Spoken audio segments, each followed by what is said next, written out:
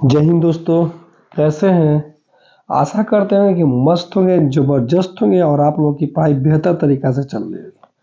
देखिए, आज हम पढ़ेंगे फिजिक्स का एक नए चैप्टर। चैप्टर का नाम है मोशन, गति। गति चैप्टर को हम पढ़ेंगे। अब देखिए, गति पढ़ेंगे। पहले हम इसके पहले वाले चैप्टर को हम मेजरमेंट को पढ़ चुके हैं। मेजरमेंट आप नहीं पढ़े हैं तो एक बार पढ़ लीजिएगा। मापन, उससे बाहर क्वेश्चन पूछेगा नहीं। इंपॉर्टेंट चीजों को हम क्या कर चुके हैं, बता चुके हैं। आज हम पढ़ेंगे एक नए चैप्टर को। चैप्टर का नाम है मोशन, जिसको हिंदी में बोलेंगे गति। देखिए, गति चैप्टर पढ़ने से पहले गति के बारे में जान लेते हैं। गति की कहते किसे हैं, गति कहते किसे हैं। कह रहा है कि जब किसी वस्तु के स्थिति में समय के सापेक्ष परिवर्तन देखा जाता है, उसे गति कहते हैं। अर्थात कहने का मतलब क्या है कि मान लीजिए कोई बिंदु ए है और कोई बिंदु बी है। ए और बी, और ए और बी की बीच की दूरी कुछ ना कुछ है। मान लेते हैं कि x किलोमीटर दूरी है। इस बात को ध्यान से समझिएगा। गति, अब मान लीजिए कोई वस्तु है, कोई कार है, कोई ट्रक है, कोई जीप है। यहीं पे इस बिंदु ए से चलना शुरू करती है। ए से चलना शुरू करती है। अब ए से चलती है और बी तक पहुंचती है। कहां तक पहुंचती है, बी तक पहुंचती है। अब ए से चलेगी और बी तक पहुंचेगी तो कुछ ना कुछ समय लेगी। कुछ ना कुछ क्या लेगी, समय लेगी। समय लेगी तो समय लेगी ए से लेकर के बी तक। ए से लेकर के बी तक आने में कुछ ना कुछ समय लेगी। अब कहने का मतलब क्या है कि स्थिति उसकी पहले तो ए पे थी और बाद में बी पर आ गई। तो ए से लेकर के बी पर आने में कुछ ना कुछ समय लगा होगा। इसी बात को कह रहा है कि स्थिति में समय के सापेक्ष परिवर्तन देखा जाता है, उसे गति कहते हैं। ये बताइए, कोई भी वस्तु है और अवस्था में रुकी हुई है तो गति करेगी नहीं। अरे चलेगी तभी तो गति करेगी। तो अर्थात एक स्थान से लेकर के और दूसरे स्थान तक पहुंचना, ए से लेकर के बी तक जब भी जाएगी तो गति करती हुई जाएगी। और जब गति करती हुई जाएगी तो कुछ ना कुछ समय लेगी। क्या लेगी, समय लेगी पहुंचने में। और समय लेगी, अपने स्थिति में भी परिवर्तन करेगी। स्थिति में परिवर्तन करने का मतलब यही है कि पहले बिंदु ए पे थी, बाद में बिंदु बी पर पहुंची, और यही स्थिति जो है समय के सापेक्ष परिवर्तन देखा गया, उसी को क्या कहेंगे, गति कहेंगे। परिभाषा रटने की जरूरत नहीं है, सिंपल सी बात है। कोई वस्तु ए स्थान से लेकर के बी स्थान तक जाती है। जब जाती है तो अपनी स्थिति में और समय में दोनों में परिवर्तन देखेगी। उस वस्तु को क्या कहेंगे, गति कहेंगे। क्या कहेंगे, गति कहेंगे। समझ में आ गया होगा। अब आगे चलते हैं। दूरी, डिस्टेंस, दूरी। दूरी किसे कहते हैं, दो बिंदुओं की लंबाई को दूरी कहते हैं। दो बिंदु की लंबाई ए और बिंदु बी, बिंदु ए और बिंदु बी, ये लंबाई क्या है, दूरी है। मान लो इस दूरी को x किलोमीटर, इसी दूरी को हम 10 किलोमीटर मान लें, 5 किलोमीटर मान लें, ये मान रहे। अर्थात ए से लेकर के बी की बीच की जो लंबाई होगी, वही क्या कहलाएगी, दूरी कहलाएगी। वही क्या कहलाएगी, दूरी कहलाएगी।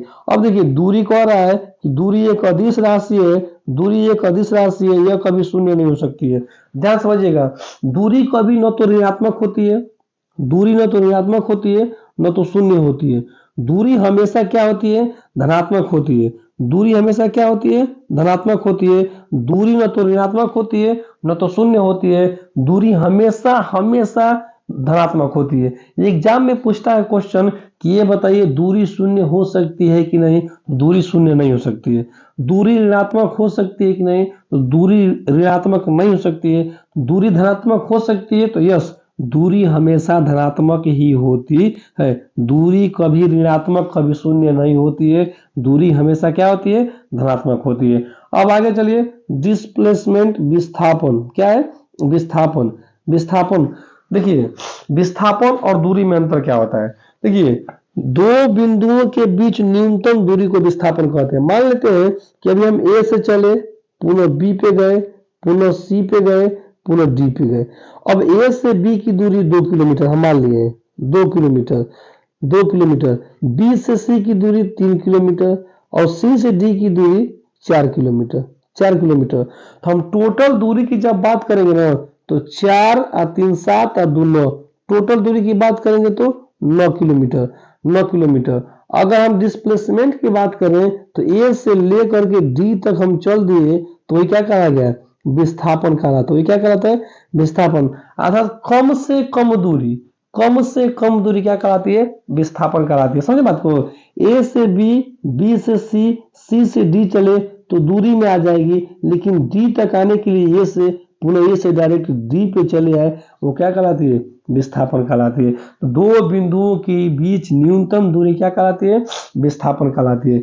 विस्थापन यह सदिश राशि है, यह धनात्मक भी हो सकता है, ऋणात्मक भी हो सकता है और शून्य भी हो सकता है। विस्थापन धनात्मक भी होता है, ऋणात्मक भी होता है और विस्थापन कैसा होता है? विस्थापन शून्य भी हो सकता है। अब देखिए, दूरी दूरी विस्थापन के बराबर हो सकती है। दूरी जो है ना विस्थापन के बराबर हो सकती है, लेकिन विस्थापन से कभी कम नहीं होती है। दूरी कभी भी विस्थापन से कम नहीं होगी, इस बात को नोट कर लीजिएगा। दूरी विस्थापन के बराबर हो सकती है, लेकिन दूरी कभी विस्थापन से कम नहीं हो सकती है। दूरी हमेशा विस्थापन से अधिक होती है। अभी हम आप लोग इस चित्र में आप लोगों को समझाएं कि दूरी हमेशा अधिकतम होती है, विस्थापन से कम कभी नहीं होती है। दूरी विस्थापन के बराबर हो सकती है, लेकिन विस्थापन से कम नहीं हो सकती है।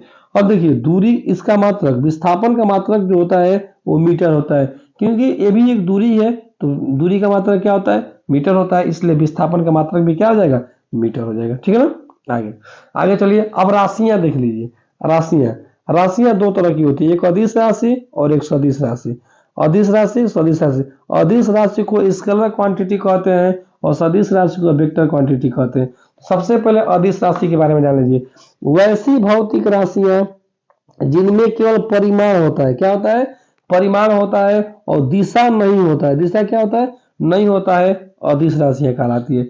जिनको व्यक्त करने के लिए, जिनको दर्शाने के लिए हमें केवल परिणाम चाहिए, केवल क्या चाहिए? परिणाम चाहिए, वैसी राशियां कौन सी राशियां कहलाती है? अदिश राशियां कहलाती है। जैसे में द्रव्यमान, चाल, आयतन, कार्य, समय, ऊर्जा, ताप, दाब इत्यादि, ये जितने भी राशियां हैं वो अदिश राशियां।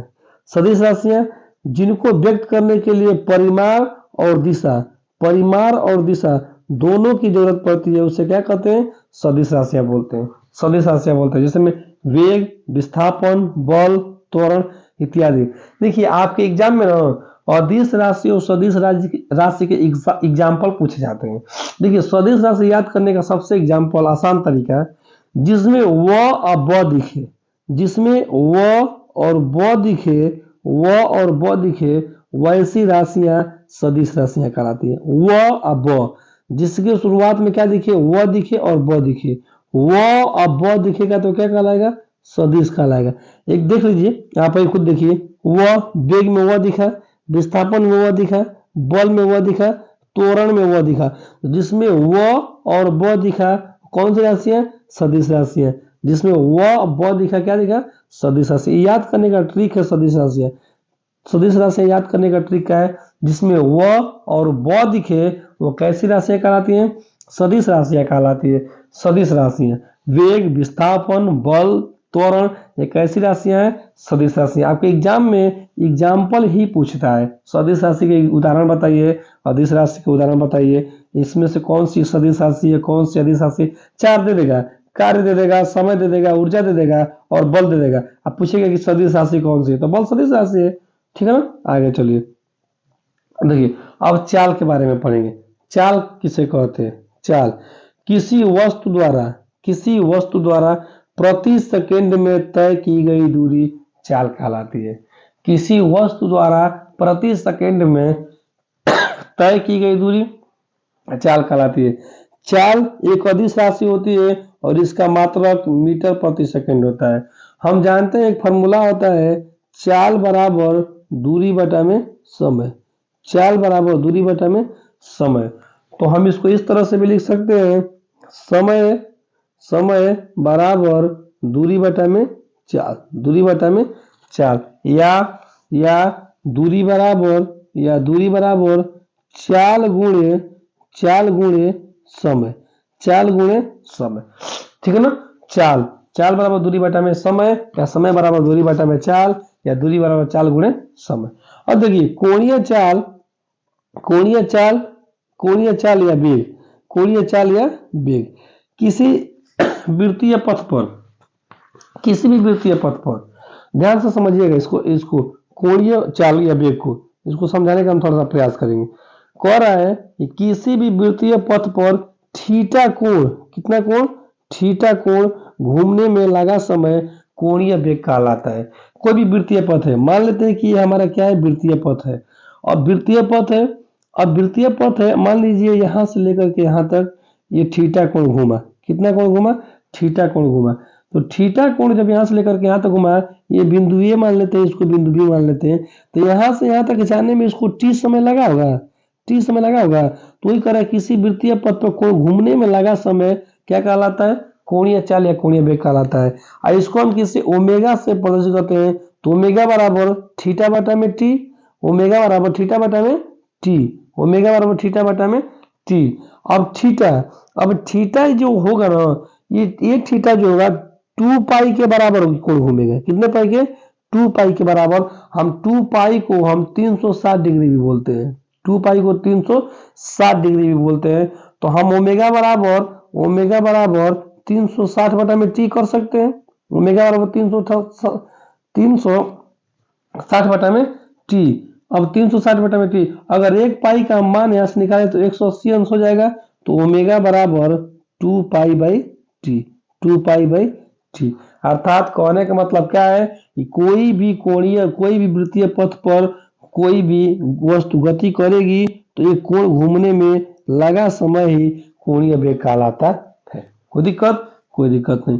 देखिए इस तरह के क्वेश्चन पूछे जाते हैं। आगे वेग, वेलोसिटी किसे कहते हैं, वेग, वेग वेलोसिटी किसी वस्तु में विस्थापन की दर को या एक निश्चित दिशा में प्रति सेकेंड वस्तु द्वारा तय की गई दूरी को वेग कहते हैं।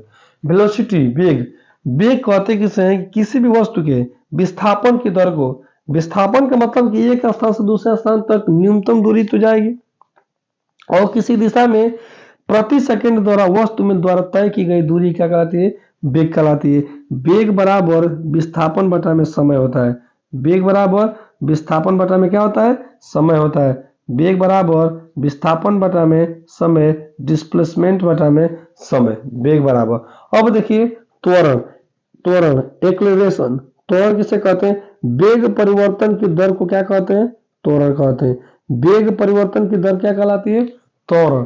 त्वरण को हम, त्वरण की फॉर्म को हम ए से प्रदर्शित करते हैं, ए बराबर v माइनस यू बटा में टी। एक फार्मूला होता है ए बराबर त्वरण निकालने के लिए, ए बराबर अंतिम वेग माइनस प्रारंभिक वेग बटा में टोटल समय। त्वरण, त्वरण हमेशा चाल को घटाता या बढ़ाता है, ये बात को नोट कर लीजिएगा, ये की पॉइंट है। त्वरण का काम हमेशा चाल को घटाना या बढ़ाना होता है। त्वरण चाल को या तो घटाएगा या तो बढ़ाएगा। यदि चाल, किसी भी वस्तु की चाल नियत है ना, तो त्वरण का मान क्या हो जाता है, शून्य हो जाता है। यदि चाल नियत है तो त्वरण का मान शून्य हो जाता है। त्वरण का मात्रक जो होता है मीटर प्रति सेकेंड स्क्वायर होता है।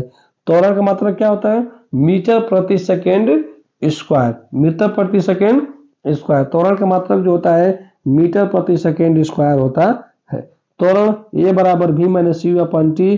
त्वरण वेग परिवर्तन की दर को त्वरण कहते हैं। त्वरण हमेशा ना स्पीड को हमेशा बढ़ाता या घटाता है। चाल एक समान होता है या चाल नियत रहती है तो त्वरण का मान क्या होता है, शून्य होता है। त्वरण एक सदिश राशि होती है, इसका मात्रक मीटर प्रति सेकेंड स्क्वायर होता है। ठीक है ना। अब आगे चलिए, आगे गति संबंधी गैलीलियो के समीकरण, गति संबंधी गैलीलियो के समीकरण। गति संबंधी गैलीलियो के 3 नियम है। कितने नियम है, 3 नियम है या 3 समीकरण है। पहला समीकरण होता है v बराबर यू प्लस ए टी। दूसरा होता है s बराबर u t plus half a t square. तीसरा होता है v स्क्वायर बराबर u square plus 2a s, v square बराबर u square plus 2a s. 3 समीकरण दिए थे गैलीलियो ने, गति से संबंधित 3 समीकरण दिए थे। इसी तीनों समीकरण पे क्वेश्चन आपको एग्जाम में पूछे जाते हैं, और हम आपको इस समीकरण से क्वेश्चन को नेक्स्ट वीडियो में हम पढ़ाएंगे आप लोगों को। ठीक है, देखिए अब 3 समीकरण, v क्या होता है, u क्या होता है, a क्या होता है, t क्या होता है, जान लीजिए। v जो होता है, v जो होता है अंतिम वेग होता है। कैसा वेग होता है, अंतिम वेग होता है। u जो होता है इसको हम बोलते हैं प्रारंभिक वेग। यू को क्या बोलते हैं, प्रारंभिक वेग। ये हमारा जो होता है ये त्वरण होता है, टी जो होता है हमारा समय होता है, और यश जो होता है हमारा विस्थापन होता है या दूरी होता है, विस्थापन होता है या दूरी होता है। भी अंतिम वेग, यू प्रारंभिक वेग, ए त्वरण, टी समय, यश विस्थापन।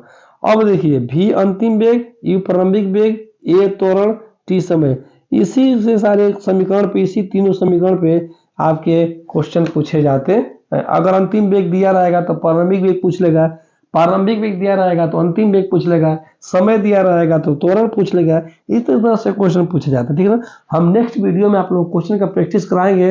अभी गति से ये पहला पार्ट था, गति का पहला पार्ट है, हम दूसरे पार्ट लेकर के आएंगे, उसी पार्ट में गति चैप्टर खत्म हो जाएगा। आई होप कि वीडियो आप लोगों को समझ में आई होगी, अच्छी लगी होगी। अगर कोई कमी होगा तो हमको कमेंट के माध्यम से बताइएगा। अगर वीडियो अच्छी लगी होगी तो लाइक करें, शेयर करें, सब्सक्राइब करें और चैनल को सपोर्ट करें।